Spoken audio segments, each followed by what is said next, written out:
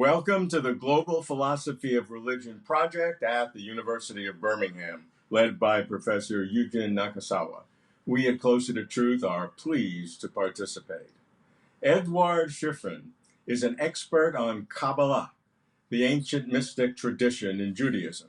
He is a scientist and entrepreneur with a PhD in physical chemistry and interest in science and religion from the perspective of information theory. He lives in London. Eduard, welcome. Let's Thank you, Robert. explore the nature of God by examining the Kabbalah and its esoteric teachings. First, let's start with a brief overview. What is Kabbalah? Kabbalah is a deep meaning of the Holy Scripture. It's a teaching about the creation, its structure, its laws. It's a teaching about the interaction between the God and man. It's a teaching about the role of man in the creation. It's a teaching about the soul, life, death, the world to come.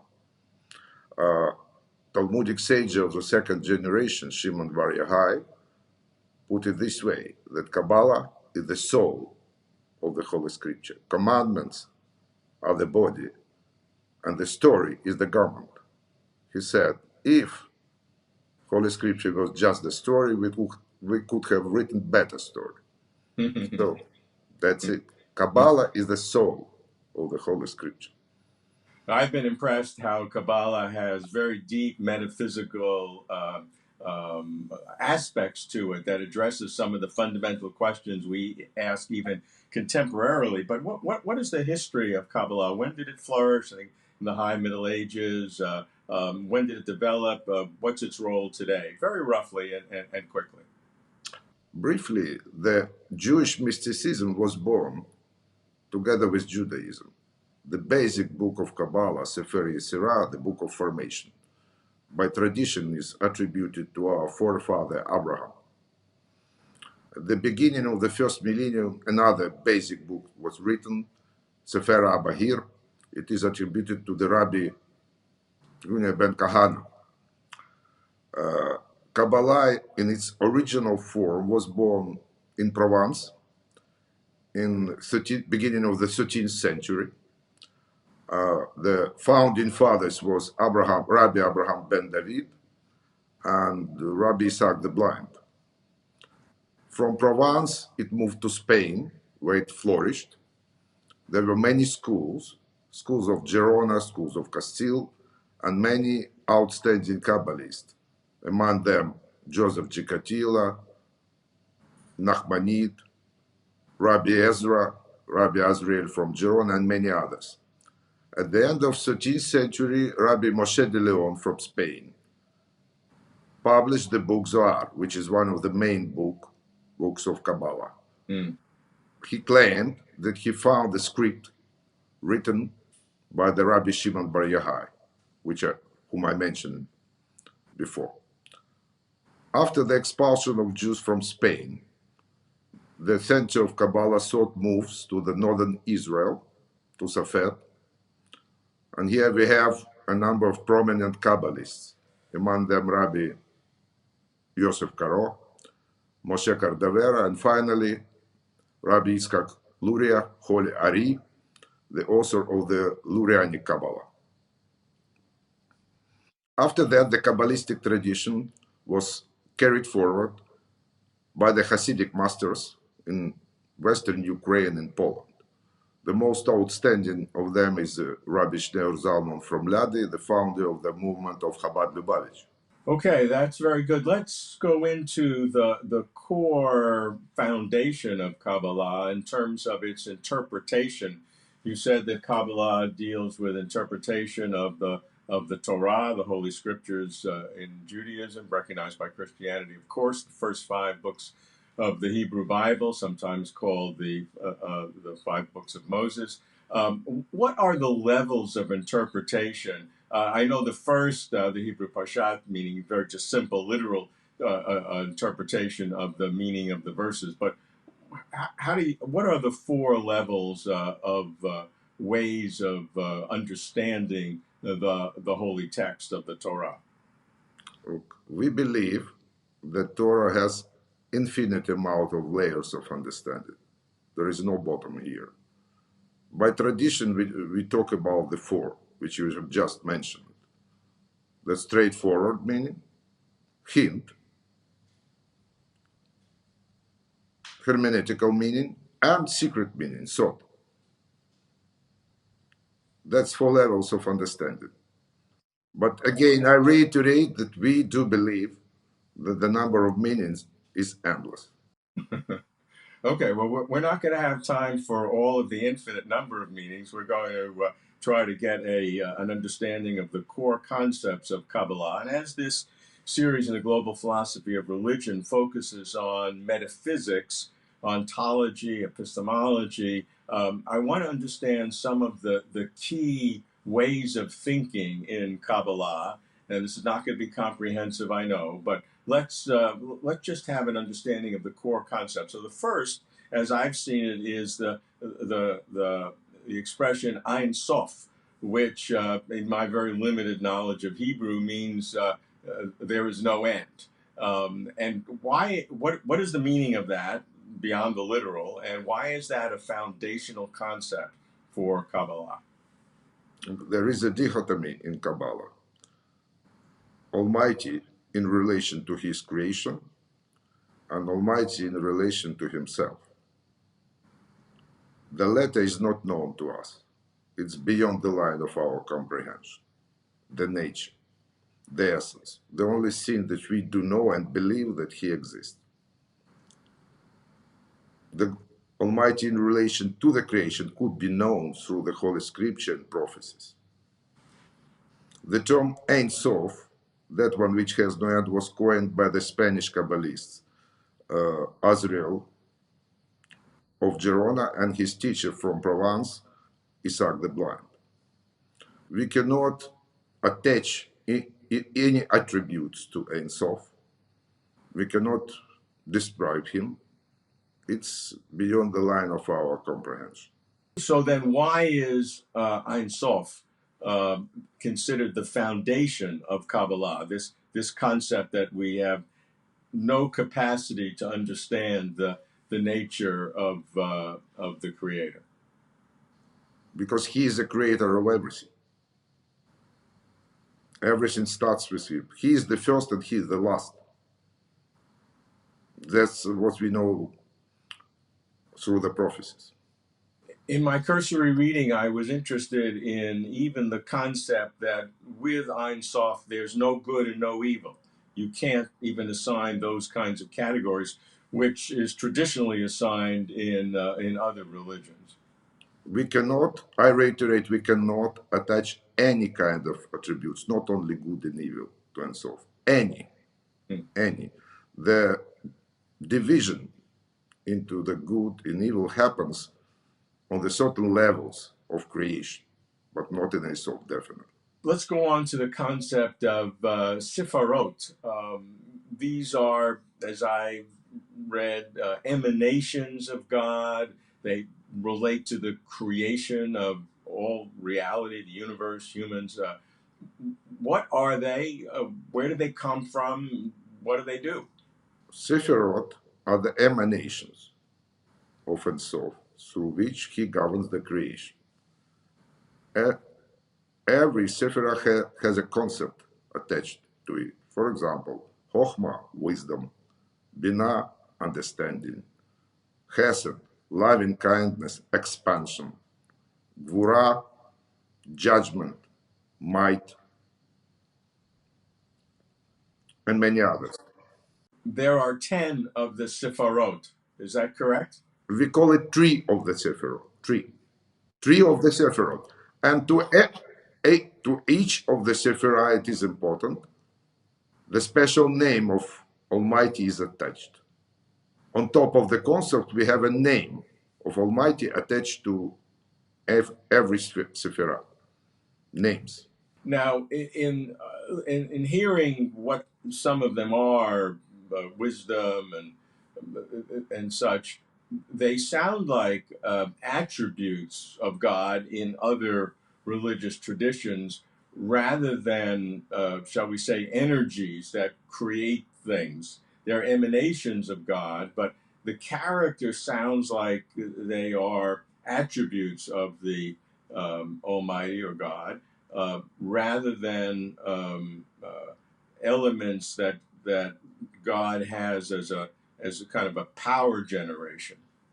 Look, it's a matter of big debate in Kabbalah.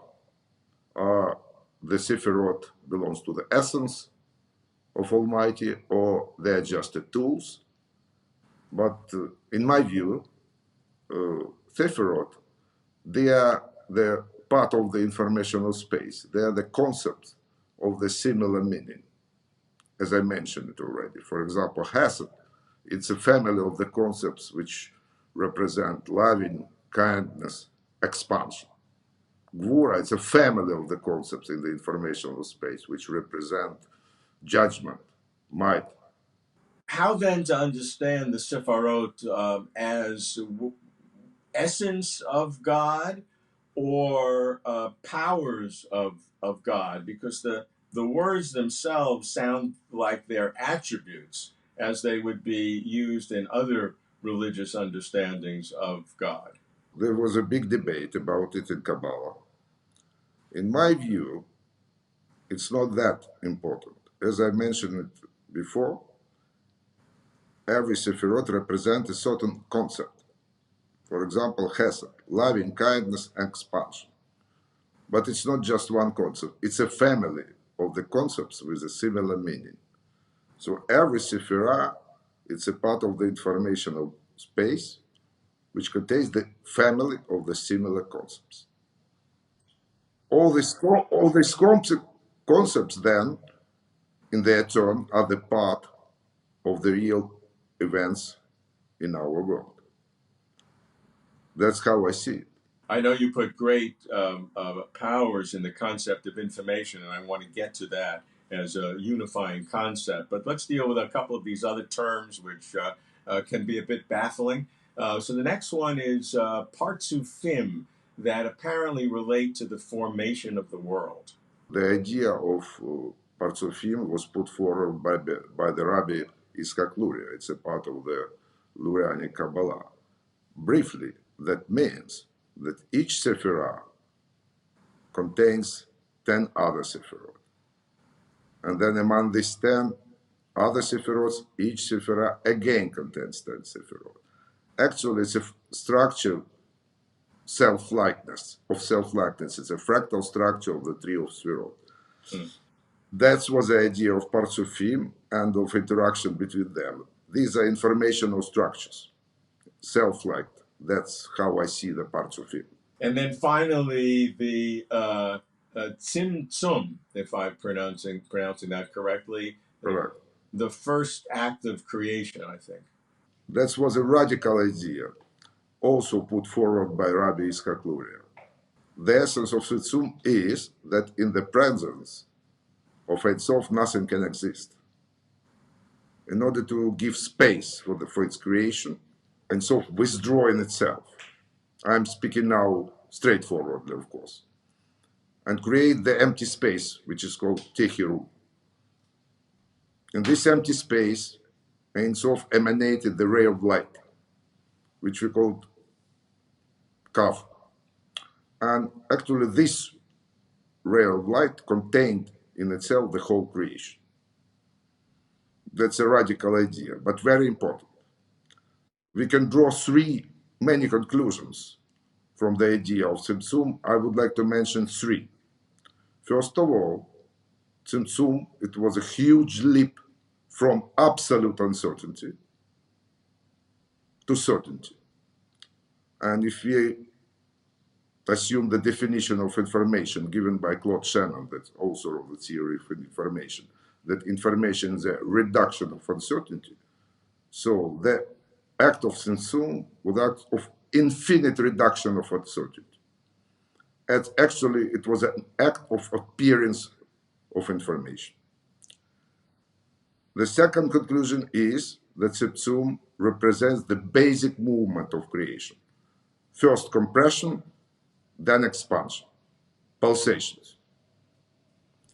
The third very important conclusion is that everything, the whole creation, was made out of ray of light. So hence there is no multiplicity in creation.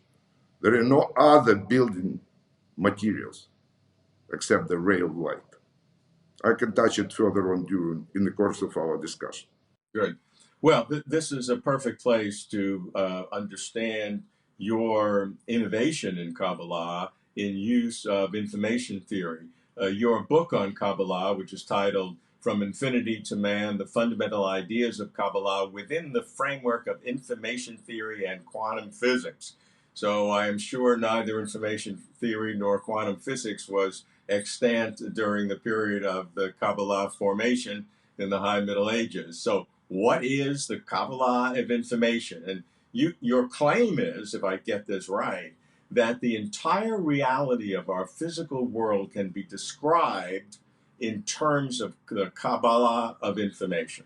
Yes, that sounds quite ambitious, but that's true.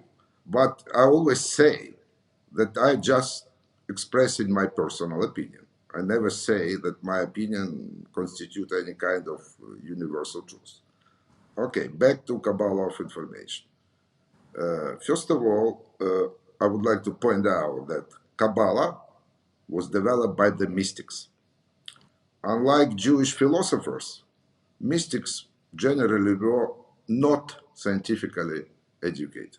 And when we compare Kabbalah to science, we carry out clean experiment. We compare two absolutely independent theories.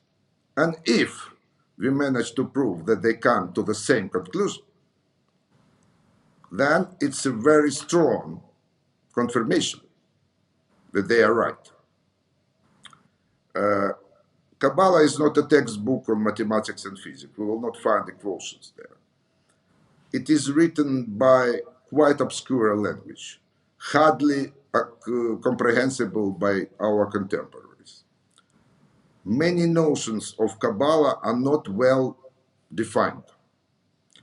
For example, the light, one of the main notions of Kabbalah. There is no vivid explanation what is the difference between Ein Sof and his light, and where is the border. There is no vivid explanation what is light. Definitely, it's not a physical light. One of the prominent Kabbalists of the Middle Ages, Rabbi Moshe Chaim Luzzatto, explained it that way. We don't have a word to describe what is light. We feel it's something like godliness. Just we decided to call it light. This lack of definition, in my view, creates some confusion and uncertainty. I attempted to reformulate these ideas, first of all, in the language accessible to our contemporaries, and secondly, take it into account the body of knowledge, scientific knowledge, which is available to us today. As I mentioned it before, the Tzimtzum was a huge reduction of uncertainty, so appearance of information. At the beginning of the basic book of Kabbalah, Sefer Yetzirah, book of formation, it is said that God created the universe with the help of the 32 Pasuk wisdom. 32 means 22 letters of Hebrew alphabet and 10 numbers. We know very well that the letters and numbers, they are information of God. That's the basic idea of my theory, if we can call it theory, I don't know, is that at the beginning, he created information. And he didn't create anything else. He just shaped it formally. So at the basic of reality, we have information. There is no difference between spiritual, material, just information. We at Closer to Truth have focused on information. In fact, we had a whole mini series on the nature of information and the claim in physics circles that information is the most fundamental thing in reality, that everything is composed of information, which is, as you know, controversial among physicists, but is a very legitimate position. When we did that, I must say I had no idea that the Kabbalah of Information is also a candidate in this ultimate concept.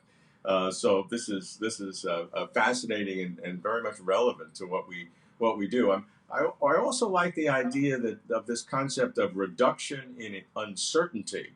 That sort of echoes the first line or two of Genesis, Bereshit, where it talks about tohu and bohu, that there was this kind of chaos and confusion. And so a reduction on uncertainty is part of the creative process that God went through at the very beginning. And what you're doing is where light is used in this generic sense, because there was no other term at the time, to see how this reduction of uncertainty is occurring, you're using information. Speaking in scientific language, it was a huge reduction in informational entropy, which was defined by Claude Shannon, the author of the information theory. I must admit that idea that information is at the basic of reality resonates with the ideas of the science of 20th century. This idea was pioneered by the one of the greatest mind, in my view, of the 20th century, John Archibald Wheeler, and his idea of participatory universe. But also one of the most outstanding Kabbalists of 12th century, Nachmanides. He said, at the beginning, he created primordial matter, and he didn't create anything else, just shaped it and formed it. Nachmanides didn't tell us what was this primordial matter, but the idea is clear. There is no multiplicity in creation. So we say this primordial matter is information. Using that, we can find answers to the many, many questions of science and Torah. Commandments, the informational commands. Sayings of Almighty, its informational instructions. Blessings and curses, that's opening and closing of the informational channels. We can present the whole creation and the whole informational space of concept with a hierarchical structure. We can do many things with that. That's great, Eduard. I think we now have a foundational concept of the key ideas in Kabbalah. And what we'd like to do now is relate Kabbalah to the kinds of questions we ask in philosophy of religion, that in this Global Philosophy of Religion project, we are asking to all the major and other traditions in world religion. So I'd like to pose these questions, and based on what you've presented already, to get responses to these questions. So the first deals with the category, the first several, on the existence of God. And we always ask, what are the arguments? What are the good arguments for the existence of God? Is this part of the tradition to have these arguments? And are there within the community arguments against the existence of God? And did they conflict the way that we see contemporaneously? And some religious traditions have had this for a long time. That's a very interesting question. There are certain arguments, and I will mention them. But actually, we should trust, we should believe that God exists. We are created entities. And as created entities, we cannot prove the existence of our Creator. But there are arguments, of course. Let's say, take the famous anthropic principle. It says that more than 200 physical constants of our universe are suitable for life. And the insignificant change of any of the constants would make existence of life impossible. The question is why? Our answer is because Almighty did that. In scientific circles, the very popular idea is a multiverse, which says that we are lucky to be in one of the many universes, And due to the probability distribution of constants, we're just lucky we're in the right place. I don't accept it. First of all, the concept of multiverse has never been proved. Nobody have seen even the second universe, let alone multiverse. Second, nobody knows about the probability distribution of the constants. Third, even if we imagine that the multiverse exists, it just pushes question down the line. Then the question would be at who created the multiverse. For example, that's one argument. Let's take evolution. Evolution achieves its goal in polynomial time. It's much shorter period of time compared if it were a random process. That's only possible if, at a certain stage of evolution, somebody knows definitely what he wants to achieve. Otherwise, impossible. There are many arguments, but I can reiterate. As a creations, we cannot prove existence of the creator 100%. So in Kabbalah, what is the process where individuals can get to know God? Is this an intellectual process? Is it emotional, mystical? Look, I would mention the phrase written by the famous, one of the greatest Jewish philosophers, Maimonides. He said, the love of God means it's our desire to know Him. And I fully agree with this. We were given information by God in Holy Scripture and in prophecies. So that gives an opportunity of knowing God. If we work hard, if we ask questions, if we try to find the right answer. That's it. In Kabbalah tradition, what is the value of religious or mystical experiences in terms of the legitimacy of the whole Kabbalah project? There are two kinds of Kabbalah. Theosophic Kabbalah deals with creation, with the theory of creation, of which our universe is just a small part. And there is an ecstatic Kabbalah. Ecstatic Kabbalah is about the meditation and mystical experience. There are different ways of meditation. On the letters of Hebrew alphabet, on the names of God, on the pictures of the tree of Sephiroth. There are different goals. First, it could be to reconnect with the, let's say, higher Sephiroth, with the intellectual Sephiroth, and to obtain some knowledge. The goal could be to draw down the certain powers. I don't work in the realm of the ecstatic Kabbalah. My area is theosophical Kabbalah. Ecstatic Kabbalah is just for the personalities, for the loners. I completely both understand and empathize, because that's what close to the truth is. We often get criticism from some who say that our philosophical, analytic philosophy approach to religion misses the whole mystical and religious side, and therefore we'll never get to the truth. We'll always kind of be moving closer, maybe, but never get there. And I accept that critique. That's not what we do. That's not what I claim in terms of having mystical or religious experiences. So you and I are on the same side of that issue. I'd like to get to perhaps the biggest obstacle for all religion, which is evil, the problem of evil. What is evil? How is evil dealt with in Kabbalah? And how does that evil reflect the existence of God in the first place, or when you believe in God, the attributes of God? Look, that's a very good question. But before we discuss the problem of evil, I think it would be logical to come up with a definition of what evil is. Yeah. And that is very difficult. There is no exhaustive definition of evil in the modern philosophy and science. Some contemporary philosophers even propose to abandon the concept of evil because of the lack of definition. And that's the problem.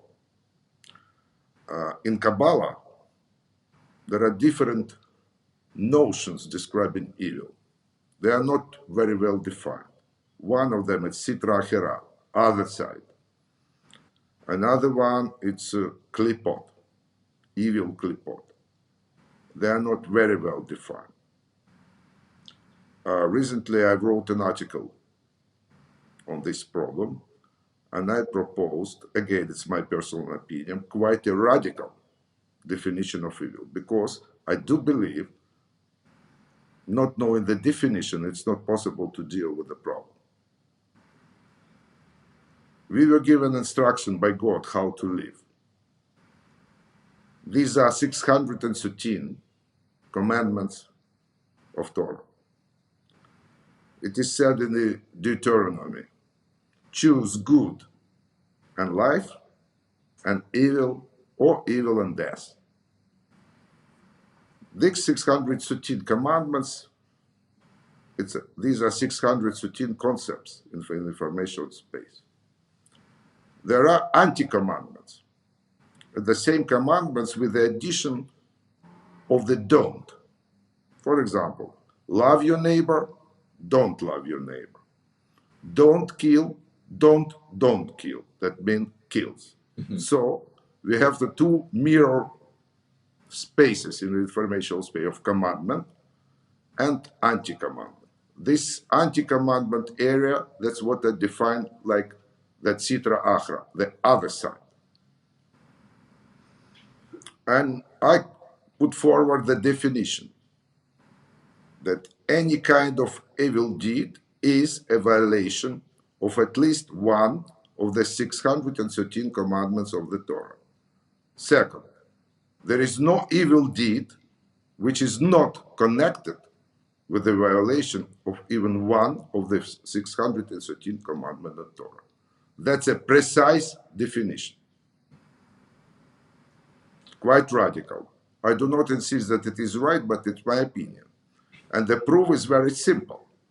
If we imagine that there is a certain evil act which is not connected to the violation of commandments, that means that the system of commandments given us by Almighty is incomplete.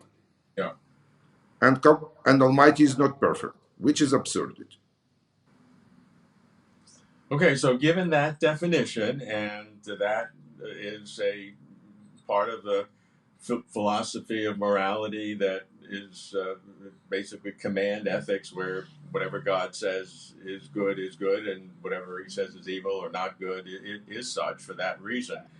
Given that definition, how do you deal with the problem of evil? Because no one can deny the enormity of evil throughout history, continuing today, of course, with the concept of a perfect God who is all powerful, all knowing, and all good. Look, I will not say something new, I'm afraid. Look, we are creatures with the freedom of choice. We are not angels. And the freedom of choice means that we have to choose between something. So between commandment and anti-commandment. But it's our choice. We may actualize anti-commandment, we may not. We were given instruction how to live. Imagine for a second that, let's say, all 7 and something billion of inhabitants of our planet tomorrow at let's say at 10 o'clock, will say, from now on, we stick in full to the 10 commandments forever. How our world would look like then? Will it be changed? I do believe yes. We know what to do. We were given an instruction. It's our fault that we don't stick to it. And also, it is a very well-known fact that the evil entered our world as a result of the violation of the commandment by Adam, by the first man. I see in it the confirmation of the definition of evil which I propose. Do these issues of the problem of evil occur in Kabbalah intellectual history?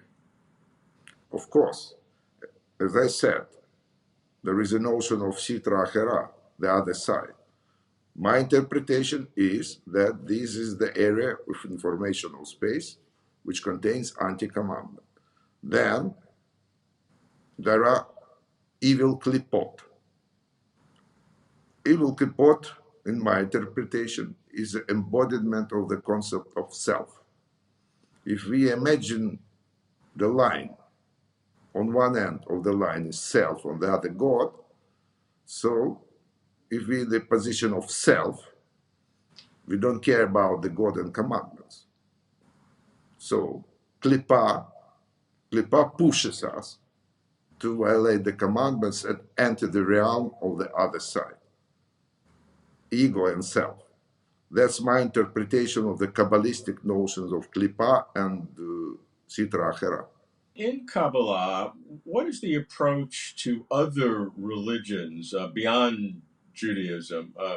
Do they believe that other religions worship the same God in different ways?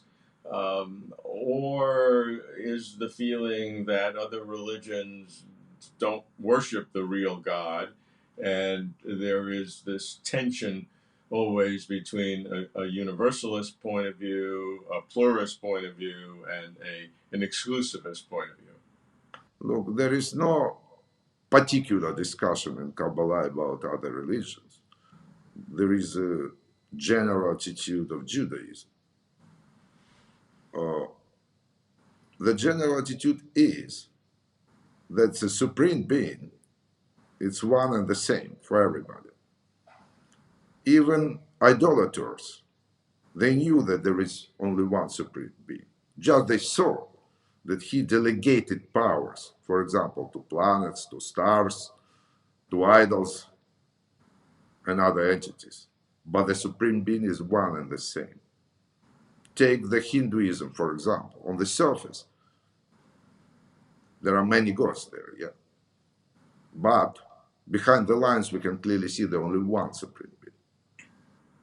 Greek philosophers like Plato, Aristotle, despite the fact that the Greek religion was polytheistic, also realized that the creator is one. The prime mover, like Aristotle put it forward. That's the attitude of Judaism. There is only one creator. There are different ways to him, of course. Let's move on to the traits of God, the attributes. And the first question I always like to ask different religions is God, the supreme being, a person, a personal being with personhood features like awareness and intent and will? I mentioned it in the beginning that there is a dichotomy.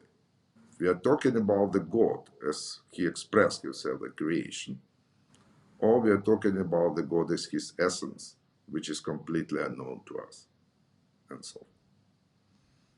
Of course, we read in Torah and in prophecies about the emotions of God, about the anger, delight, but that's the way God presented himself to us. It's not his essence. That's the position of Kabbalah. We have names of God. I told you about that. Every Sephirah has a name of God. For example, Tetragramon means mercy. Elohim means judgment. So we have different names in different parts of the Torah, dependent on the context. But again, we are talking about the God relative to his creation, as he presented himself to us.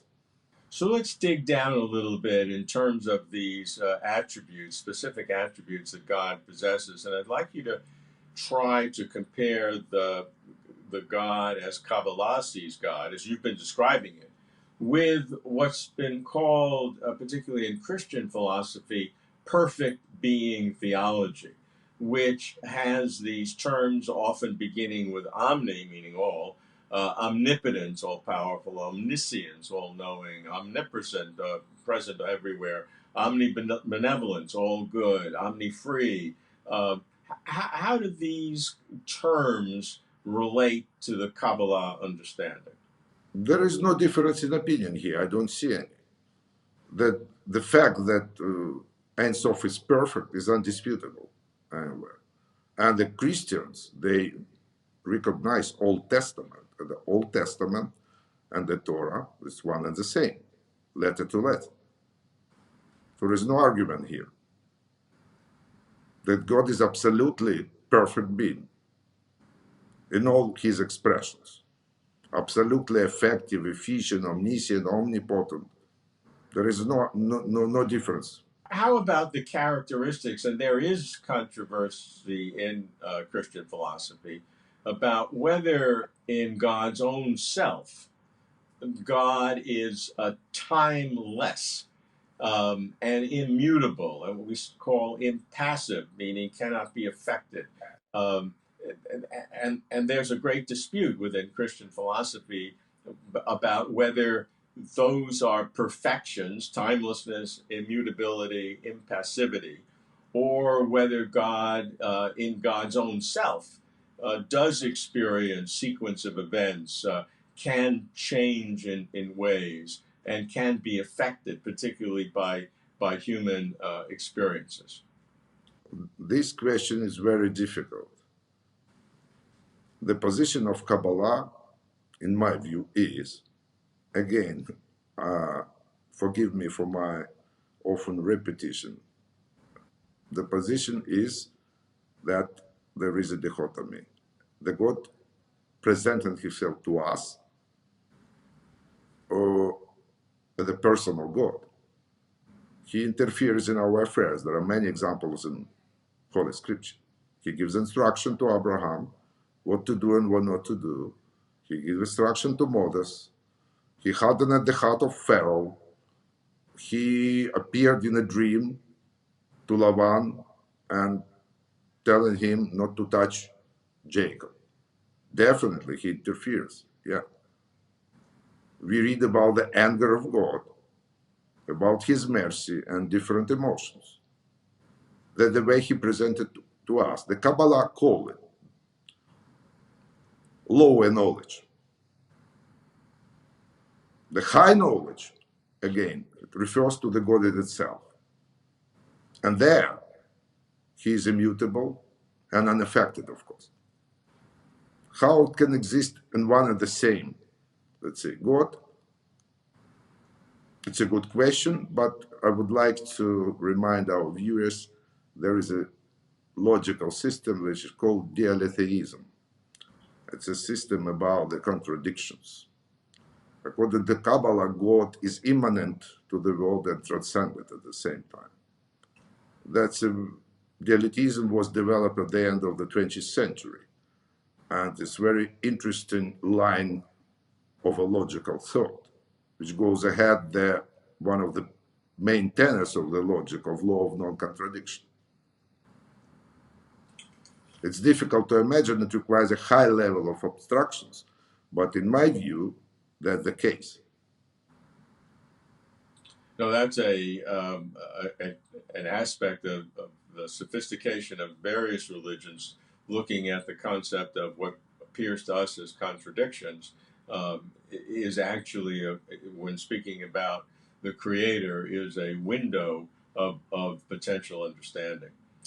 Let's talk about the actions of God. And a question I think that Kabbalah does address is, did God create ex nihilo, from nothing?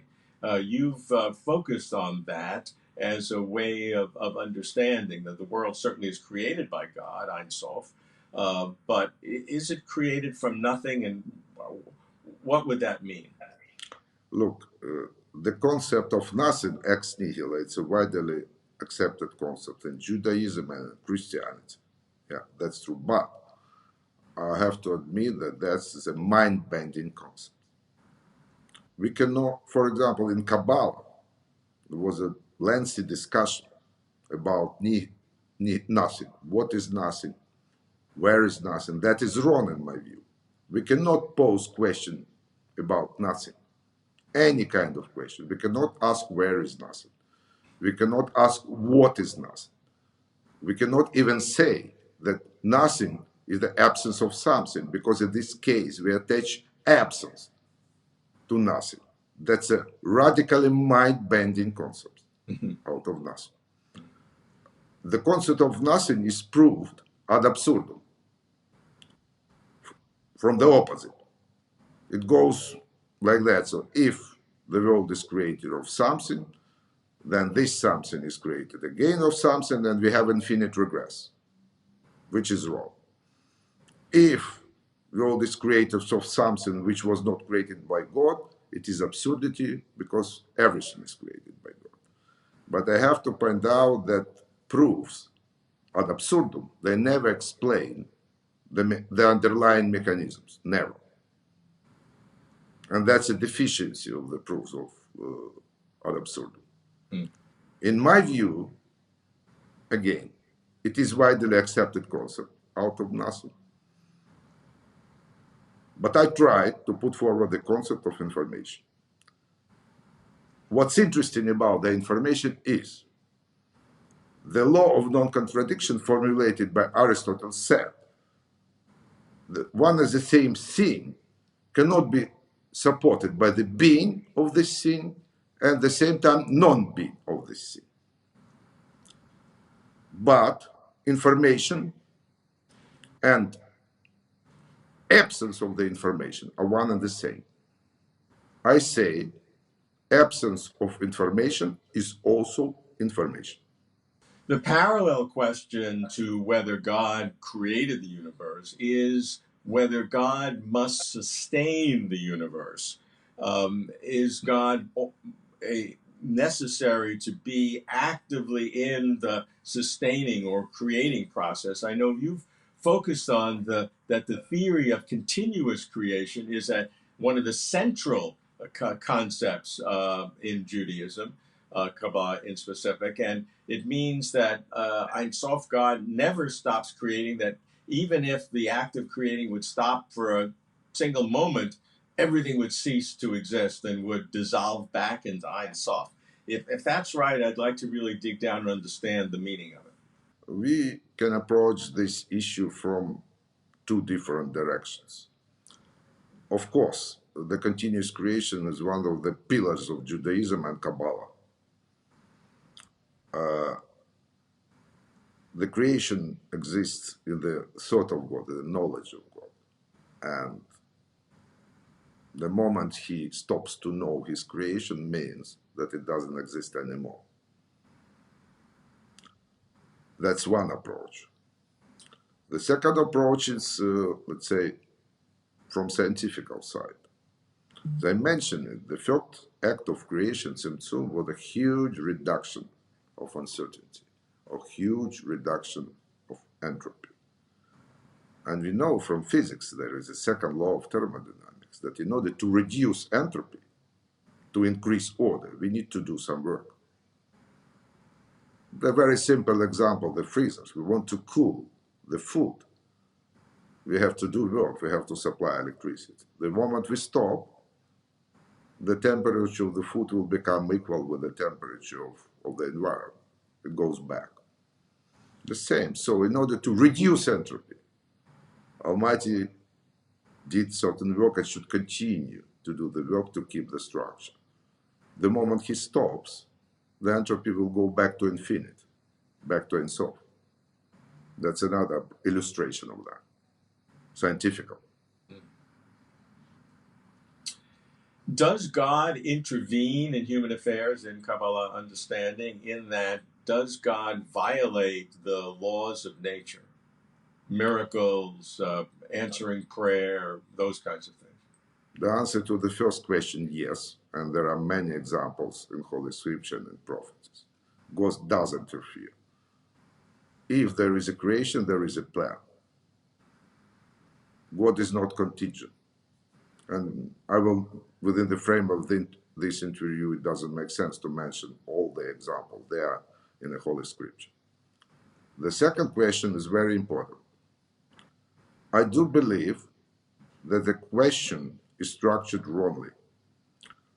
Laws of nature, they are also laws of God. So we should rephrase the question, does God violate his own laws? Yeah. That's absurdity, from my point of view. Secondly, when we say that God violates the laws of nature, it implies that we are aware of all the laws of nature, and we are not. So how can we then say that something was violated if we are not aware of it? We don't know all the laws of the nature. My position is there is only one law which was established at the moment of creation, and with this frame of this law, everything can be done, and the God doesn't need to violate his own laws. That's absurd. There is a widespread belief and opinion that miracles are extra low probable events. That's so-called scientific explanation. That is wrong. Extra low probability is a necessary condition for the miracle, but not sufficient. I can give you an example. It's very well-known example. The monkey hits the piano randomly. There is a minuscule probability that it plays the invention of Bach, for example. Is it a miracle? My answer is no. It's an extra low probable event, and it might happen randomly at any moment of time, let's say within the time frame of 100 billion years. Miracles, on the other hand, they happen in the right place, in the right time, and on the purpose. So my definition of miracle is that it is an extra low probable event which happens in the right time, in the right place, and with a purpose. In order to perform miracles, no one laws of nature, so-called, should be violated. The question is, our ability to perform miracles is limited by our informational capabilities. If, for example, we had the informational storage and possibilities of manipulating molecule by molecule, we could have performed miracles. But our informational capabilities of Almighty are unlimited. That's it. So the answer is no. God doesn't violate the laws of nature, and I don't accept the concept of the laws of nature. Yeah, your approach of using information in that capacity, I guess, with some hints of quantum physics and the probabilistic nature of it, is an interesting approach to that God does intervene, but does not violate the ultimate laws of nature. Robert, I'm sorry, I don't accept the phrase laws of nature. Okay. But you don't accept it because we don't know it, or because those are Because laws of laws because the phrase laws of nature could be reduced to the phrase law of God, and that is irreducible. Because God established what we call laws of nature. Okay. In Kabbalah, should religion in general, or should the approach of religion explaining the relationship between humans and the Creator be universalist with respect to salvation, in that ultimately all individuals, whether they're embodied souls or spirits or whatever the ultimate sense is, will all individuals ultimately be redeemed, or in whatever the religious tradition is, be saved or participate in the ultimate reward? Does Kabbalah have a universalist approach, or is it an individual approach where some will make it and some won't? First of all, the brief answer that some will make it, some may not. The brief answer. But the question itself is very complicated. In the 5 books of Moses in the Torah, almost nothing is said about the afterlife, about the Gehinnom and Gan Eden, paradise and hell. Nothing. We have some information from the prophecies. There is no unanimous opinion how everything will be unfolded. But in general, the position of Kabbalah is that the soul after death must be cleaned in what they call Gehinnom. And then it enters Gan Eden, like a paradise, but temporarily. Then there will be, Messiah will come, there will be resurrection of the dead, and then there will be a world to come, which is completely different story. And in the world to come, some will make it there, some may not. But this is a very, very, let's say, obscured concepts, or the information is, let's say, very, very parsimonious, no, about that. It's a point of many speculations. But the position is that not everybody will make it there. Okay, let's move on to our last category, which is one of the favorite of Closer to Truth, which is the deep metaphysics, the ontology of religion. And where we like to start is to ask the question, what is ultimate reality? And a specification of that question is the question, short question, but very powerful, what exists? And by this we mean, what are the fundamental, non-reducible categories of all reality? Look, that's a really very, very good and fundamental questions. I'm afraid I'm too attached to the word definition. I'm afraid. But before we discuss existence, it would be great to give a definition. What is existence? Yeah. Is existence absolute or relative or subjective? That's a big question. Some people say something exists objectively. What does that mean? That means that it would have existed even if we were not there. Okay, but according to Kabbalah, the purpose of creation was the man. So if we were not there, there would have not been any kind of creation. Nothing would have existed. We can put it this way. There is a very important passage in the Torah, in the Bereshit, which says that God didn't send the rain to earth since there was no man to plow it.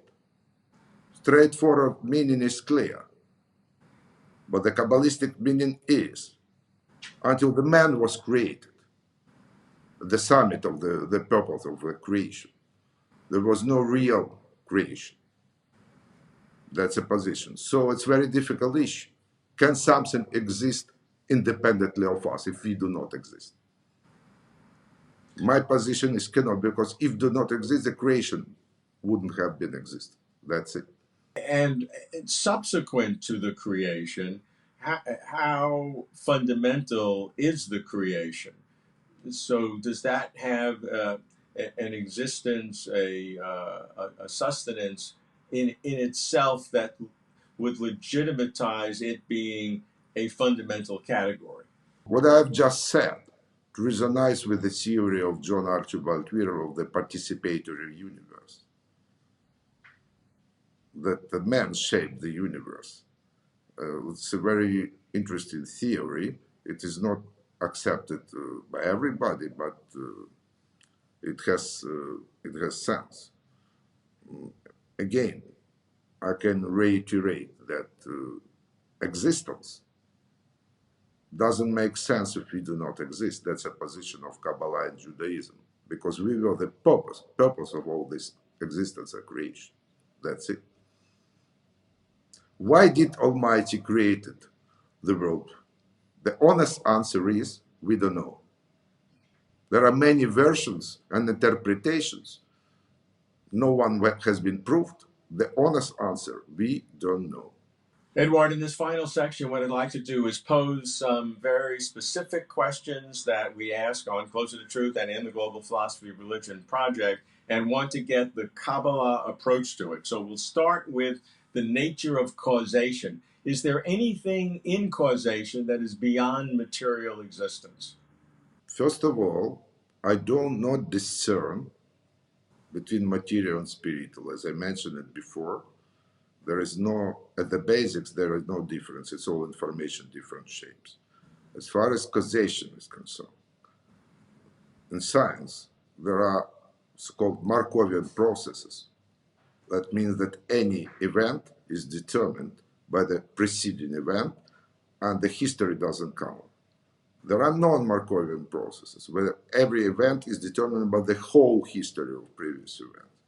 But there are certain type of processes which are determined by the goals in the future, the process governed by the backward causation. In Kabbalah, does God himself need to be part of the causation process, or has the system been worked out where it can function completely on its own? Definitely, the God is an inseparable part of causation process since there is a plan. The most vivid example is the prophecy given to our forefather Abraham. God told him about the future exile of Jews into the Egypt. At the time of the prophecy, these Jews were not yet even have been born. Yeah. But they didn't have any choice already. They have to be exiled. That's the process, the example of the backward causation. There are many examples of backward causation. Okay. What's the nature of space and time? Are they just created elements that Ein Sof God did? I mentioned it when I described the process of Tzimtzum, that Tzimtzum introduced the basic motion of the creation: expansion, contraction, pulsations. So the time is fundamental. That's the pulsations, informational pulsations. Space and the distance, it's a derivative of information. The distance determines the informational space by the difference in meaning of the concepts. The same concept have zero distance. The more the difference is, the bigger the distance. At a certain critical distance, informational interaction stops. There are many examples. In our, let's say, space, at a certain distance, I cannot use tactile informational exchange. At a certain distance, we lose hearing. At a certain distance, we lose eyesight. We cannot exchange through what we can see, and etc. That's it. What is the nature of consciousness in Kabbalah thinking? In some religious traditions, consciousness is primordial. It is the fundamental aspect. In other religious traditions, consciousness is fundamental, but that it's sort of produced or related to a god or godlike figure. So in Kabbalah, what is the role of consciousness? One of the main tenets of Kabbalah is that our soul mirrors the tree of the Sephirot. We are created in the image and likeness of Almighty. That's a passage from the Holy Scripture. And since we are the mirror of the tree of the Sephirot, so that means that we have Chokhmah, wisdom, we have Binah, understanding. So according to Kabbalah, the consciousness definitely is not in the brain. There is a so-called hard problem of consciousness formulated by the philosopher Chalmers. It sounds like, how come that physical process in the brain, firing of the neurons, create qualia, the thoughts? In my view, and in the view of Kabbalah, this problem is formulated wrongly. It's a vice versa. The consciousness is not in the brain. Eduard, you have focused on the relationship between science and religion, which many philosophers, theologians, scientists even have also done. But you come at it from a different point of view, with the primacy of information being a way to understand the relationship between science and religion. How does that work? Take me through the way of thinking. Thank you very much. It's a good question. The authors in the field of science and religion often come in for criticism that knowing the scientific fact makes it easier to find analogies in the Holy Scripture, and not vice versa. Up to a point, this criticism is fair. I attempted, okay, again, it's my personal opinion, to do the opposite, to give some prediction for the modern science based on the Kabbalah, or If you allow me, I will mention some of them. Our basics physical theories allow for the time reversal. They are time reversal invariant. But their time reversal actually have never been observed. The Kabbalah, the prediction of Kabbalah is time is irreversible. Nature of space-time. According to the relativity theory, space-time is a continuum. According to the quantum physics and theory of quantum gravity, space-time is discrete. The prediction of Kabbalah is space-time is discrete. There are three models of the temporal structure of the universe. First one is a presentism, only present exists. Second one is possibilism, only past and present exist. And third one, the block universe. Future, present, and past exist. The third model is confirmed by relativity theory and implies backward causation. Prediction of Kabbalah, it is a block universe. According to relativity theory, in the center of the black hole, there is a point of singularity. That means that the point of the breakdown of everything, of physical laws, of space, of time, matter, energy, everything. According to the theory of quantum gravity, there is no singularity there. Prediction of Kabbalah, there is no singularity. One of the main conditions for the singularity is the maximality of space-time. That means that the space-time should not be the part of some bigger space-time. That doesn't hold. According to Kabbalah, our space-time is just a small part of the whole space-time of creation. So there is no singularity. Quantum physics is probabilistic by nature. There is a big debate. This probability are ontological property of reality or just a convenient tool for calculations. Kabbalah takes position of Albert Einstein. God doesn't play dice. There is no probability for God. That means the quantum physics is very good and useful theory, but it doesn't reflect the deep ontology of realities. There are some other predictions which we can make.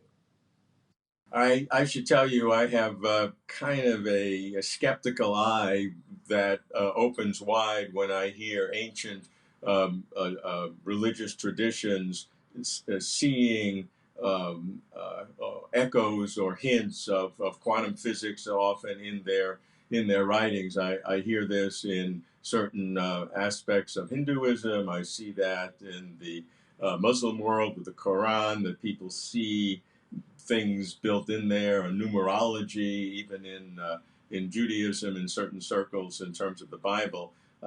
So I'm sure you would understand my skepticism in reading back modern understandings, quantum physics, relativity, into ancient scriptures. Look, Robert, again, we don't have a concept of space-time or block universe in Kabbalah.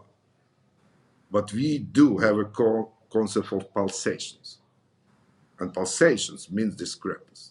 For example, we don't have the concept of quantum physics in Kabbalah. I never say this.